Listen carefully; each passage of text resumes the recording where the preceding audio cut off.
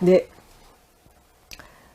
7장입니다. 누구의 삶도 잘못된 것이 아니다. 네. 이게 이제 아까 나는 괜찮은데 당신의 삶이 잘못돼서 당신이 그렇게 하면 안 돼. 이제 우리가 그렇게 이야기를 하는데 누구의 삶도 잘못된 것이 아니다라고 이야기를 하고 있어요. 네네. 대부분의 사람들은 진심으로 자신에게 관심을 기울여 본 적이 거의 없다. 지금 나를 힘들게 하는 고통과 상처들이지만 너무나 오랫동안 길들여진 것이다. 이를 벗어나는 것은 나 자신에 대해서 친절해지는 것이다. 자비로운 마음으로 자신을 돌볼 때 내 안에 황금, 본성을 볼 수 있다. 나를 향한 자비는 자신의 고통을 자각하는 데서 시작한다. 자각은 아프다, 힘들다, 괴롭다는 그 마음에서 달아나기를 멈추는 것이다.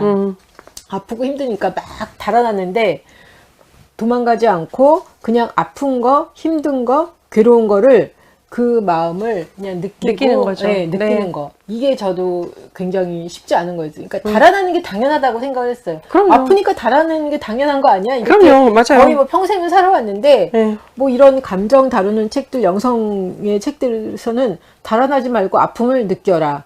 힘든 거다. 괴롭다. 와. 어떡하지? 그러면서 막 이 숨이 네네. 바빠지는 거였어요. 그죠, 네. 예.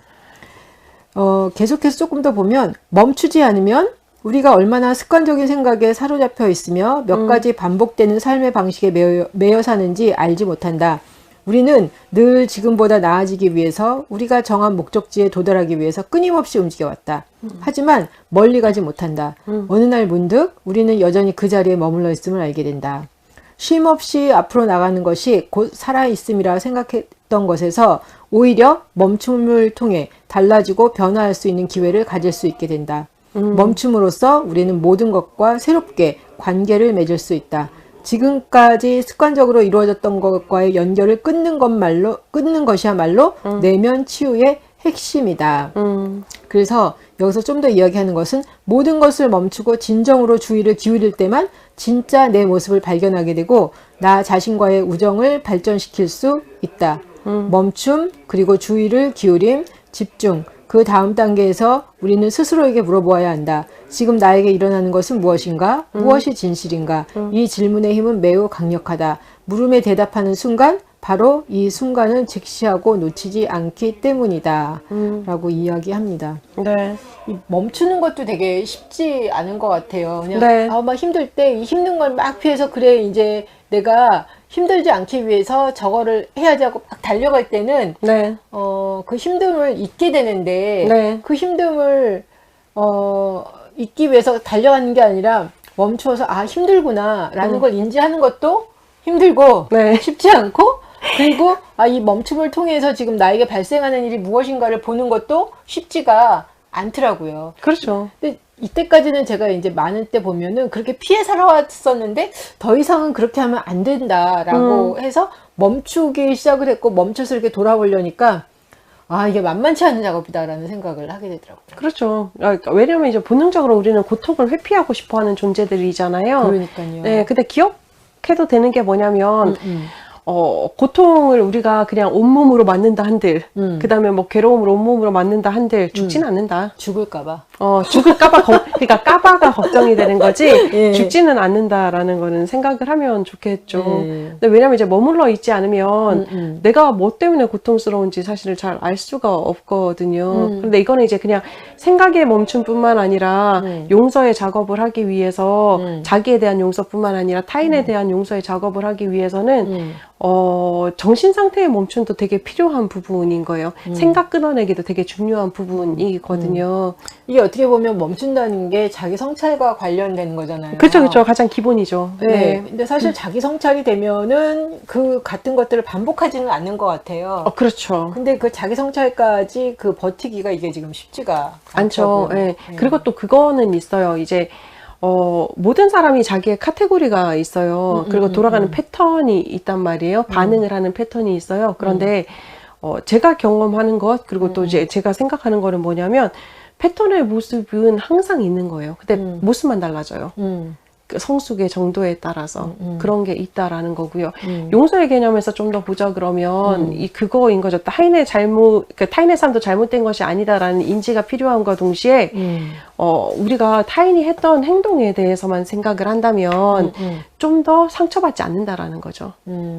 예를 들자면 뭐 다른 사람이 제가 이제 갑자기 선생님을 뻑 쳤어요. 화가 나는 건 당연한 거잖아요. 화를 낼 수 있어요. 아니면 근데 이제 화내는 게 점잖하지 않아. 그래서 난 화내지 않을 거야. 근데 이제 속으로 생각하시겠죠. 박미라 되게 무례하네. 그리고 되게 무식하네. 뭐 이렇게 생각을 했어요. 그러다 보면 어떻게 되냐면 박미라는 나를 함부로 대하네. 쟤는 왜 저런 식으로 굴지? 쟤는 왜 저렇게 할 수밖에 없지? 애는 매사에 저랬어. 뭐든지 가르치려고 해서 이렇게 생각이 가는 거예요. 생각의 멈춤이 필요한 거예요. 우리가 이제 용서를 하기 위해서는 행동과 행동만 바라봐야 되는 거예요. 박미라가 한 대 딱 친 거, 그것만 바라보면 그게 심하게 상처가 되지 않는데 이 행동에 대해서 나의 해석이 붙는 거예요. 제 해석이. 근데 이 재해석은 생각을 통해서 붙는 거거든요. 그래서 생각을 끊어내는 게 되게 중요하다는 거죠. 재해석하는 게 대부분 긍정적으로 좋게 재해석을 하지는 않죠. 않죠. 왜냐면 이제 내가 기존에 가지고 있던 나의 컴플렉스하고 연합이 되어서 이 실체도 사라지고 이 실체도 사라진 채로 엉켜버린 채로 재해석이 되기 때문에 극으로 가는 경우가 많죠. 그래서 끊는 게 중요하다 생각. 네.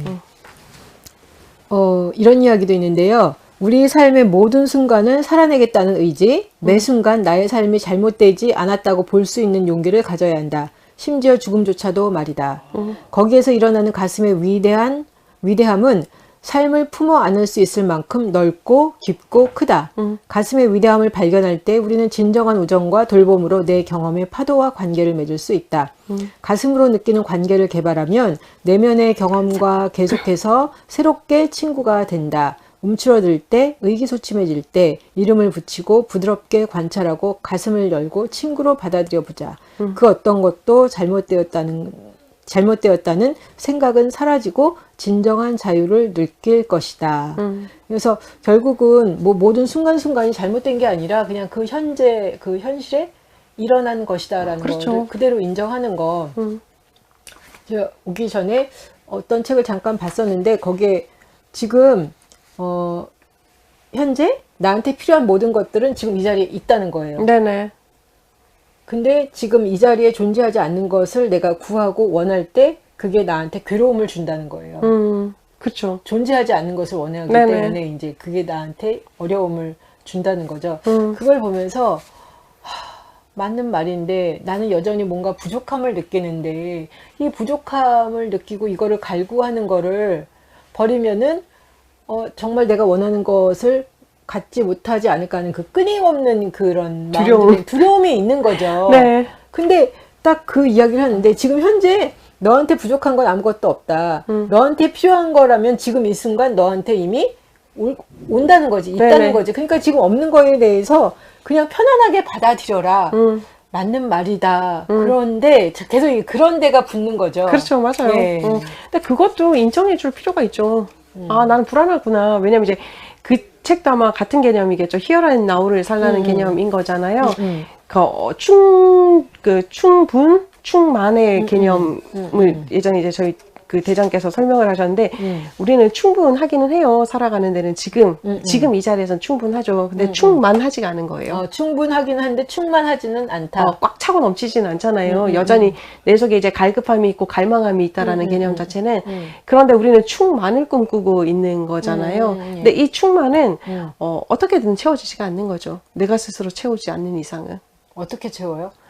내 스스로 할 수 있는 것과 할 수 없는 것, 내가 가질 수 있는 것과 가질 수 없는 것을 확실하게 구별을 하고 또한 미래의 불안을 가지고 있는 것조차도 당연하다라고 받아들여 주면 충만하게 되지요. 조금 더 편안해질 수 있다. 그렇죠. 왜냐면 어차피 미래에 대해서는 누구나가 다 불안하잖아요. 뭐 만약에 근데 그런 생각이 드는 거예요. 나만 불안한 것 같이. 저도 불안하죠. 그러니까 근데 그 생각해 보세요. 만약에 경미야, 너 10일 뒤에 죽을 거야. 미라야, 너 3일 뒤에 죽을 거야. 그러면 불안하세요? 안 불안하세요? 불안하죠, 여전히. 불안하세요? 저는 괜찮을 것 같은데. 3일 뒤에 죽는다 나 그러면. 아직 죽고 싶지 않아서.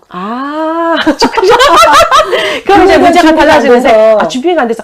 네. 아, 저는 그렇지는 않고, 저는 이제 뭐 죽을 준비는 되어 있지는 않지만, 뭐 가도 상관없다 생각을 하는 종족 중에 하나라, 3일 뒤에 죽을 거야. 그럼 저는 전혀 불안하지 않아요. 왜냐면, 그러면 3일이 남았구나. 이 기간 동안 놀러 가야지. 포르투갈에 갈까? 스페인 갈까?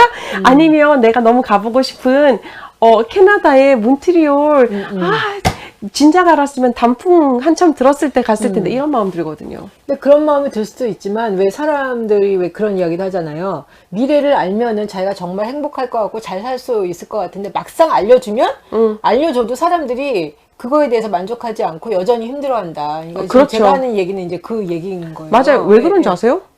네? 왜 그런지 아세요? 내가 원하는 미래가 아니어서? 그럴 수도 있고요. 예. 죽음에 대한 불안인 거죠. 모든 사람이 가지고 있는 이제 죽음에 대한 불안감이라서 그런 부분인 거고. 예. 근데 이제 그 나머지 시간조차도 내가 충분히 살 수 있을까, 충만하게 살 수 있을까에 대한 불안감이기도 한 부분인 거죠. 역시 만만치가 않은 것 같습니다. 아, 만만치 않죠. 아니, 불안한 거 당연한 거 아니에요? 당연하다 받아줘야 될 것 같은데. 제가 그냥 여전히 그런 좀 바람이 있는 거죠. 이렇게 불안하지 않았으면 좋겠다. 아까 우리가 이거 찍기 전에 제가 말씀드렸잖아요. 불가능한 것을 자꾸 바라면 소용이 없다니까요. 그거를 잊지 않는 게 되게 중요해요. 지금을 살기 위해서도 중요하지만 내 마음이 건강하게 살게 하기 위해서도 중요한 부분인 거죠. 불가능한 거를 계속 바라지 말자. 말아라. 그렇죠. 알잖아요. 불가능한, 그러니까 뭐 그거 상상하세요? 내가 스웨덴 왕자랑 만나서 결혼할 거야. 그런 거 상상하세요? 그런 생각은 안 하죠. 그걸 생각을 안 하니까 행복하신 거거든요. 그거 생각만 하고 살아가는 사람들이 있어요. 그렇게 생각하면 또 말은 힘들죠. 되는 것 같네요. 그러니까요. 불가능한 것 구별 네. 중요하다. 혹시 7장에서 같이 네네. 나누고 싶은 이야기 있으면 이야기해 주시면 좋겠어요. 7장에서 제일 중요한 게 뭐냐면 이제 네. 그 내가 느끼고 있는 감정에 대해서 자각에 대해서 네이밍 작업을 하라라고 얘기를 하고 있어요. 네. 이 말은 무엇이냐면 내 자신에게 관심을 기울여 주라라는 개념인 거거든요. 네이밍 작업이 진짜 중요한 거예요. 왜냐면 이제 네이밍 작업이 없으면 내 속에서 혼재해 있기 때문에 내가 어떤 감정을 가지고 있는지 아니면 어떤 생각을 가지고 있는지 그리고 그것이 내 것인지 타인으로부터 들어온 것인지 여기서 말한 것처럼 내가 만들어 놓은 그 타인과의 영화 찍기의 그 모습인지에 대해서 항상 헷갈리기 때문에 그런 거죠. 그래서 네이밍 작업하는 걸 되게 훈련하면 좋겠다라는 건데 우리가 생각보다 그러니까 한국 사람들은 감정 표현이 되게 약한 편이죠. 감정 표현이 약하다 보니까는 감정에 대한 네이밍 작업은 되게 힘들어요. 가장 좋은 방법 중에 하나는 뭐냐면 인터넷에서 감정 단어를 딱 치면 엄청나게 많은 단어가 떠요. 의지적으로 찾아보는 거예요. 내 하루의 감정들. 그러면서 이제 자기를 살펴주는 거죠.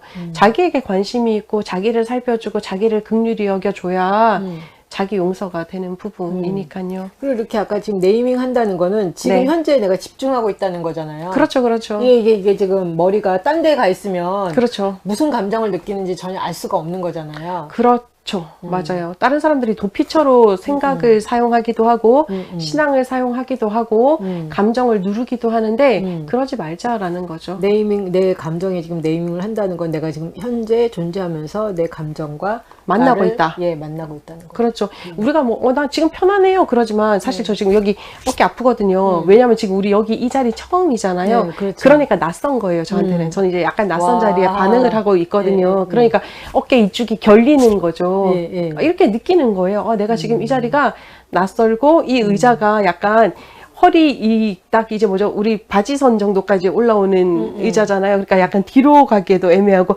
앞으로 가기도 애매한 이 자세구나라는 걸 내가 몸으로 느끼고 있는 거예요. 그러면 거기에 대해서 내가 낯선 장소에 대해서 불편함을 가지고 있구나라고 네이밍을 할 필요가 있는 거죠. 그렇구나. 이렇게 깨달아주는 게 자기하고의 만남의 시간인 거죠. 너무 그냥 무심하게 지나갔기 때문에 사실은 제가 이렇게 현재 상황에 느끼는 감정에 뭐 이렇게 네이밍을 해라 그랬을 때 너무 피곤하다라는 생각이 드는 거예요. 저는. 피곤하구나. 네네. 그럴 수도 있죠. 네. 네. 그러니까 이게 집중해야 되고 현재 무슨 일이 일어나는지를 내가 계속 나를 살펴야 되는 거잖아요. 그렇죠. 근데 계속 무심하게 지나면서 살아가는데 그거 하나에 일일이 신경을 쓰고 왜 그런 이야기도 있어요. 한 걸음 걸음마다 자기 걸음을 느껴봐라. 네네, 맞아요. 밥 먹을 때도 자기가 뭘 먹는지 뭐 씹을 때도 해봐라. 저는 그걸 딱 봤을 때 너무 피곤해. 아. 이런 생각이 들었었어요. 우리 그 예전에 신대원 때 영성수련 들어가셨잖아요. 예, 은성수도 예, 예. 그때 밥 먹을 때 기억나세요? 소리 한마디 못하게 하고 그 뭐죠? 그 어거스틴의 참회록 들려주잖아요. 그래서 침묵하게 하는 이유가 그거잖아요. 내가 씹고 있는 것, 내가 먹고 있는 것, 내가 이제 내 귀에 들리는 자연의 소리, 내 마음의 소리를 들으라고. 그러니까 힘들더라고요. 아, 그러셨어요? 네. 아, 저는 참외록 읽어줘서 힘들었는데. 진짜 밥 먹는 참외록이 뭐야? 뭐 이런 느낌. 뭐라고요? 뭐 이러는 거. 왜냐면 식욕도 사실은 예.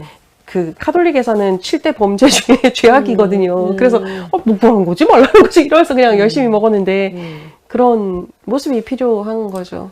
보면 어느 순간 네. 침묵하라고 그랬을 때 처음엔 너무 힘들다가 네. 어느 순간 이렇게 포기하는 순간이 있어요. 네, 맞아요. 그냥 침묵해야 되는구나. 그러면 그 다음에 정말 편안해지고 이렇게 하나님의 음성이 내 안에 이렇게 움직이죠. 움직이게 네, 보이는데 맞아요. 거기까지 가기가 이게 되게 쉽지가 않죠. 않더라고요. 예, 예. 왜냐면 너무 분주하기 때문에 우리가 분주하기 때문에 그렇긴 하죠. 근데 네. 정말 필요한 부분인 거예요. 네이밍 작업은. 근데 처음에 시도가 힘들지 이게 조금 더 익숙해지고 나면 내가 굳이 네이밍 작업하지 않으려고 그래도 내 몸의 반응이 알아차려지는 거예요. 제가 이제 이 어깨에 대해서 얘기를 했던 거는 저는 이제 네이밍 작업을 꽤 많이 하려고 하는 편이라서 조금은 익숙한 편인 거예요. 그러다 보니 아, 지금 내 몸이 약간 불편하네, 약간 뻐근하네, 이런 게 느껴지는 부분인 거죠. 그리고 또 한 가지 느낄 수 있는 건 목소리 톤인 거예요. 제가 처음에 우리 그 선생님이랑 이거 찍었을 때 되게 선생님 목소리가 되게 막 울컥울컥 하는 게 그러니까 분노가 많았단 말이에요. 근데 이제 그 세미나 갔다 오시고 나서 제가 선생님한테 게이지가 많이 내려가셨어요 했던 거 기억나세요? 목소리 톤이 낮아지셨거든요. 그런 걸 통해서도 자기 이제 스스로의 네이밍 작업 혹은 이제 내 감정 체크가 되는 거죠. 요즘에는 제가 이렇게 제 감정에 대해서 네. 표현을 많이 하려고 그러는 것 같아요. 네네. 그리고 예전에는 친구들을 만나도 내 감정이라든지 제 속 얘기를 잘 안 했었어요. 네네. 근데 요즘에는 이런 얘기하기는 좀 창피한데 이런 생각이 들기도 하지만 네. 그럼에도 불구하고 이제 좀 제 이야기를 조금씩 더 이렇게 하는 것 같아요. 이렇게 하면서 내 꼴이 되게 우스워 보이겠지? 약간 이제 그런 생각도 그렇죠. 들어요. 네, 영화 찍어야 되니까요. 주인공이 되셔야 되는데 멋진 주인공. 그쵸. 그러니까 이거 너무 이거 좀 그러네. 이런 얘기를 해도 되나? 근데 그냥 내 자신을 약간 좀 이렇게 보여주는 작업? 네네. 네. 그리고 하고 나서는 좀 이게 후회할 때가 있어요. 그럼요. 예, 그렇지만, 그냥, 뭐, 나도 그렇게 오픈을 하면 또 상대방도 이렇게 오픈을 하고, 네네. 서로 이렇게 마음이 더 닿는 부분들이 있잖아요. 네, 맞아요. 예, 그래서, 뭐 이렇게 살 수도 있는 거네, 라는 생각을 좀 하게 되더라고요. 맞아요. 그리고 또 한 가지 생각하셔야 되는 게 내가 오픈할 때 약간 찌질하다 혹은 내가 돌아왔을 때 후회스럽다라고 하는 부분이 나의 약점인 거예요. 그래서 내가 표출하고 싶지 않은 부분인 거거든요. 근데 그거를 표출하고 싶지 않다라는 개념은 내가 이런 나를 부끄러워한다라는 개념인 그쵸, 거거든요. 그쵸. 그러니까 그거를 한번 표현했다라는 건 뭐냐면 너에게 자유를 허락하노라라는 개념인 거예요. 내가 숨기고 싶었던 부분에 대한 거에서 너한테 자유를 허락할 테니까 네가 한번 나와볼래라고 인정해 준 거라서 좋은 첫 발자국인 거죠. 그 약간 그런 네. 것도 있는 것 같아요. 이 직업상. 네. 제 얘기하는 걸 되게 불편해하는 거. 그리고 이게 뭐 우아한 얘기하는 거야 좋겠죠. 네네. 근데 찌질한 내 모습, 뭐 약한 내 모습 이런 것들을 이야기하는 게 이런 얘기를 해도 되나? 뭐 하는 생각이 드는 거. 근데 뭐 아무한테나 다 하는 건 아니지만 그렇죠. 이렇게 정말 친한 친구들하고 만났을 때 더 이상 이렇게 뭐라 그러지? 저는 원래 이렇게 가면을 쓰고 이야기를 하거나 그런 스타일은 아니에요. 네네. 그런 스타일은 아니지만 내 얘기를 막 이렇게 막 하는 편은 아니죠. 속 얘기를 아픈 이야기를 하는 편은 아니었는데 이제 정말 조금씩 좀 해보는 그런 시도를 좀 해보는 것 같아요. 그렇죠. 기억하셔야죠. 누구의 삶도 잘못된 것이 아니다. 네. 이게 해도 되나 안 되나 고민할 필요가 없다. 네. 네, 그게 나다. 예. 여기 그렇죠? 보면 그 7장에 이 네. 토마스 머튼의 그 글이 나오는데요. 네. 이거 한번 좀 읽어봐 주실래요? 네, 여기 있습니다. 그래요? 적어왔습니다. 잘 안 보여서. 네. 갑자기 나는 그들 가슴에 비밀스러운 아름다움을 보았습니다. 그 가슴의 깊이를 보았습니다. 지식으로는 도달할 수 없는 아름다움과 깊이를 보았습니다. 실제의 핵심을 보았습니다. 신성의 눈으로 바라본 우리 자신의 모습을 보았습니다. 그들이 있는 그대로의 자신을 볼 수 있다면, 우리가 항상 그렇게 서로를 바라볼 수 있다면 전쟁과 증오, 탐욕과 잔인함은 더 이상 필요하지 않을 것입니다. 우리가 있는 그대로의 자신의 연약한 모습을 드러낸 상태에서도 서로 존중할 수 있다면 얼마나 좋은가요? 네, 이 마지막 대목이 너무 좋네요. 우리가 그쵸. 있는 그대로의 자신의 연약한 모습을 드러낸 상태에서도 서로 존중할 수 있다면 얼마나 좋은가요? 네. 근데 제가 그래서 제 이야기를 뭐 이렇게 제 가정 이야기를 제 친구랑 이렇게 하다 보니까 네. 그 사실 그 친구도 그 친구의 가정 이야기를 했어요. 근데 네. 돌아보니까 아 처음에 너무 찌질한 것 같아 이렇게 생각하다가 아니야 뭐 쟤도 하고 나도 하고 서로 했는데 뭐 맞아요. 그게 이제 위안의 첫 번째이기도 하죠. 네. 그렇죠. 예, 예, 요 약간 저한테는 좀 새로운 시도면서 네네. 놀라운 시도인 예, 그랬습니다. 네. 네.